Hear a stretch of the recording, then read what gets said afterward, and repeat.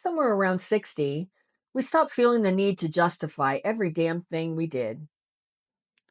And it's amazing how freeing it is when you don't have to ask permission to live your life. Well, this is Jim, and he's mastered the art of ignoring everyone without seeming like a total jerk. And that's Stab. She's got more opinions than shoes, and she doesn't apologize for either one of them. No. And together, we're Unretired AF.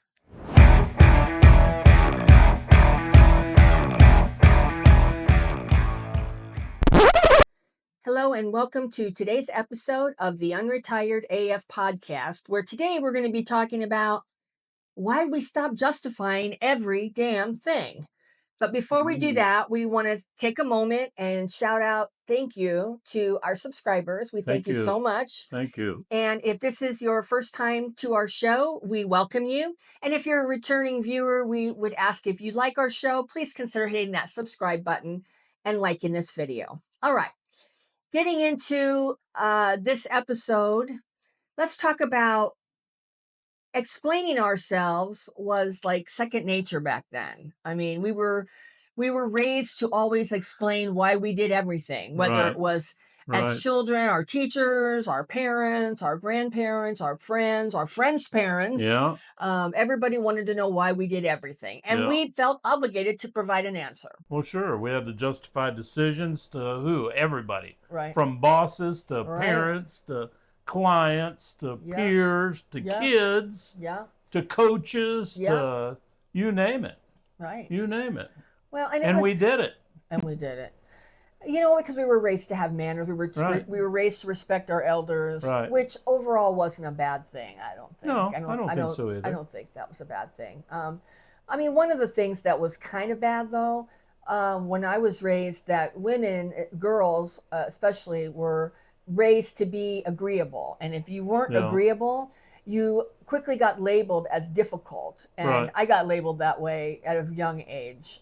They called me all kinds of names, outspoken, difficult, whatever. But what I was, honestly, I was just curious and smart, and I wanted to do stuff. Right. So. And then you always had the cultural pressure to explain yourself if you ever were controversial. Right. And that could be in your actions or words. Right. I mean, did you ever do anything controversial when you were young that you got flack for? I would, well, sure. Absolutely. Like what did you do? You know? Remember? Well, the biggest thing is I'd always ask a teacher to prove all their answer was right and mine was wrong. I know. They don't like that. No, they don't. Because they're just looking in the back of the teacher manual. Well, yeah. And then they'd call the coach in and that was when out came the paddle. The paddle. Yeah. I mean, I think you're right. It's like when they didn't provide answers for people like you and I, and probably a lot of you too, the rebels out there. Like my dad got transferred when I was 6 weeks before the end of my sophomore year. And I went to the principal and said, can I please just take all the exams for the year early so that I can be done? And I said, it's not my fault, I'm moving. You know, my parents are moving. And he was like, no, you're going to have to go to your new state and enroll for 6 weeks of school. But the problem is that they got out of school 4 weeks before they did where I came from in Illinois. And so it would be 2 weeks of school. And so I wore him down, though. Finally let me take all the tests. But I got branded as difficult for stuff like that, for doing stuff like that, for sure. All right. Well, what changed at 60? Jim and I were already pretty outspoken, but we were always mindful of being respectful of our elders. We were always mindful of it. And, for people that we cared about their opinion, we would edit ourselves. Yeah, we would. Which wasn't a lot of people. No, but it was a few people. And it was probably a way more than it is now. So what changed at 60 is that time for us became more valuable than other people's opinions. Absolutely. Absolutely. I don't care now what other people think at all. Right. And the realization that no one is living my life but me. Right. I'm the only one that cares about me. Exactly. And you're paying the bills. You're making the decisions. It's like they're not doing any of those things. Yet they all want to have a say. You never notice those people that want to have a say are usually not doing anything. Right. But just bitching about everybody else's life. Yep. Well, and another thing that we stopped doing, I mean, not necessarily just at 60, maybe more so at 60, but I did this, I think, probably from my 40s on, was stopped shrinking to make other people feel comfortable. Because I know for me, as a woman who is pretty intelligent, I would always, especially when I was dating, I would always sort of shrink down when I was younger and dating before my first marriage. I would always sort of shrink down my intelligence to not piss off the guy. I mean, that's what a lot of women did back then. And I did not do that. I mean, after my divorce and when I started dating again, I mean, honestly, I probably told a bunch of guys to piss off when just going for coffee because I could tell I was too much for them. Yeah. You know, I could tell. Yeah. So why waste their time? I didn't even make them buy me dinner. It's like, I'll buy my own coffee, you buy your own coffee, whatever. We'll see how this works. It didn't work. Because I mean, none of you are new to this. Right. People are going to judge you no matter what. Right. You might as well live your life free and not worry about what they say. Right. Because does it really matter? Can anybody in your 60s, can anyone hurt your feelings? Right. I mean, no. We were not raised. We were not raised with safe spaces and all of that. We were raised with the truth. Right. And So with us now, if someone hurts our feelings, there are actions that are taken against them. Well, let's not go so extreme. I mean, we will tell them. I mean, for me, I don't have any problem telling somebody, hey, that was out of line. Well, that's what I mean. Oh, okay. That's what I mean. I thought you were going to like take them out. Physical action. No. You were going to like beat them up or jump them or something. No. No. But if they don't respond well, because a lot of people don't respond well when you call them out on something, then, if they're not willing, if they don't value you and your relationship enough to even look at it and have a conversation about it, hit the road, Jack. Hit the road, Jack. And don't you come back. No more.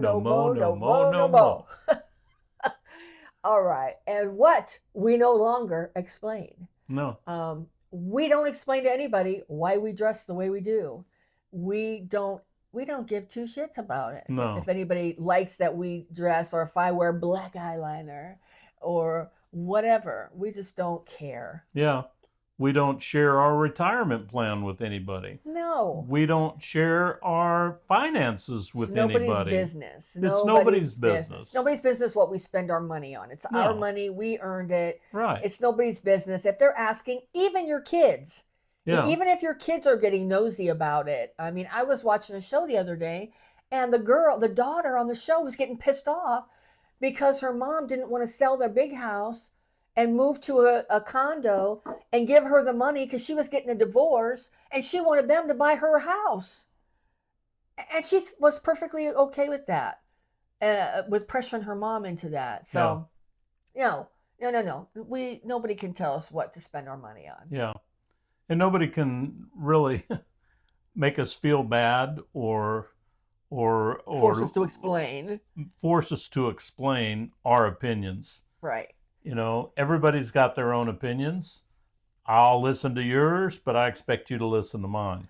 Well, and I think the last few years have been really bad in our country for that, where people don't want to listen to, to any other people's opinions, and they'll cancel you if you have an opinion that is different from theirs. And we got to get away from that. I mean, there's room for, that's what America is all about, is about a variety of ideas, and our experiences and the life that we lived is what shaped our experiences and our opinions. And we all have different opinions based on those experiences. So what happens when you stop justifying every damn thing? Well, you're going to gain confidence. Absolutely. That's what we did. We gained confidence. You have more energy. because you're not drained from dealing with all that, and you have more peace. I mean, I think that that's one of the things I fight for the most in our life right now, is to have peace, have peaceful friends, have we don't all have to agree on everything, but they can't be contentious with us about it. You know, peace is really, really important. I mean, we may seem like we're all rowdy and all that, and we can be. Don't think for a second we can't. But honestly, peace is the thing that rejuvenates us and recharges us. And people are either going to get on board with us, or they're going to have to get out of the way. Yeah, we're not going to compromise. No, we're not compromising at all for that. Life's too short. Exactly. And another thing that happens when you stop explaining everything is that you start attracting people who are the same way, because they're looking for people who they don't have to explain everything to also, who are going to be respectful to them. So, you know, when you start doing that, you're going to attract people out there. And you know, I've heard so many people say, oh, you can't make new friends at this age. That's not true at all. No. I think there are a lot of people out there in our age range, boomers and Gen Xers, who are looking for friends. Yeah. Because they've lost a lot of friends. I know Jim and I have lost a lot of friends over the last few years over opinions about, you know, things that really shouldn't divide people, but they have. So anyway. You know, and I can promise you'll feel lighter. Yeah. You'll just feel lighter not carrying someone else's expectations. Yes. You know, don't worry about what they think of you. Just worry about you. Right. Well, the takeaway, I think, for today's episode is that we don't owe the world an explanation for anything in our life. We don't. I mean, you just owe yourself to just live your best, most authentic life. You know, don't leave this world with regrets. Right. I mean, regrets. I mean, that's one of the things I think that people, when they get, you know, too old to like do things, and, you know, when they get really up there, that's one of the biggest regrets they had. It's not the things they did, it's the things they didn't do. Yeah. So, at this point in your life, we've all earned, and I'm going to say that again, we've all earned the right to be misunderstood. Yeah. We have. Yeah. And still not care about it. Right. I mean, not care what people think. Don't care about what people think. Well, and that's a hard thing to do, don't you think? When Sometimes. when you won't explain yourself to people, and then there's that awkward silence, you just got to write it out. Yeah. And it'll pass, and they'll get the picture that you're not going to explain yourself. But it might be awkward at first. Because you don't owe anybody anything. No. You owe yourself and maybe your spouse, of course. Yeah. So I'm sure you all have stories about this. If you do and you want to share, drop a comment in our comments section. Yes. We'd love to hear your stories. I promise you we'll answer you. Yep. And just share with us. We're sharing with you. Yeah. And if you've enjoyed the show today and you'd like to see more, please consider hitting that subscribe button. We are a young channel. This is our 8th week that we are doing shows Monday through Friday. So we're putting out 5 new episodes a week, and we'd love to have you join our Unretired AF revolution. Well, we're not slowing down. And neither should you. And together, we're Unretired AF.